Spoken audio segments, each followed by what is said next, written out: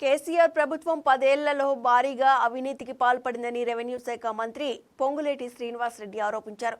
కేసీఆర్ ప్రభుత్వం 8 నుంచి 19,000 కోట్ల రూపాయలకు పైగా అప్పు చేసిందని ఆరోపణలు చేశారు. వడ్డీకి అప్పు తీసుకువచ్చి తెలంగాణ రాష్ట్రం మీద కేసీఆర్ గుదిబండ పెట్టిందని ఆరోపించారు. ఆ అప్పులు తీర్చుకుంటే తమ ప్రభుత్వం అభివృద్ధి చేస్తుందని ఉద్ఘాటించారు.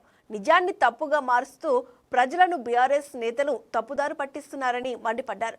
కాంగ్రెస్ పార్టీ పెద్ద మహావృక్షం. ఆ మహావృక్షం కింద ఎన్ని కోట్ల మంది అయినా సేద తీర్చుకోవచ్చని చెప్పారు.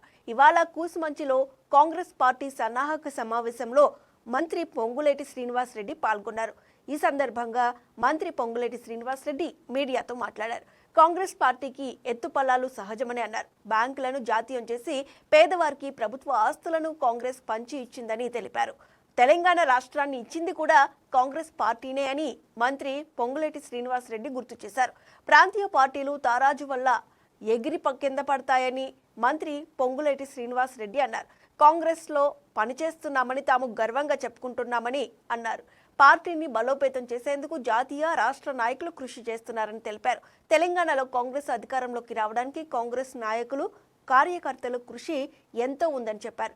కాంగ్రెస్ నాయకులు కార్యకర్తలు ఎప్పుడూ కలిసే ఉంటారని అన్నారు. ఉద్యోగ సంఘాలను బీఆర్ఎస్ నేతలు రెచ్చగొడుతున్నారని మంత్రి పొంగులేటి శ్రీనివాసరెడ్డి ధ్వజమెత్తారు.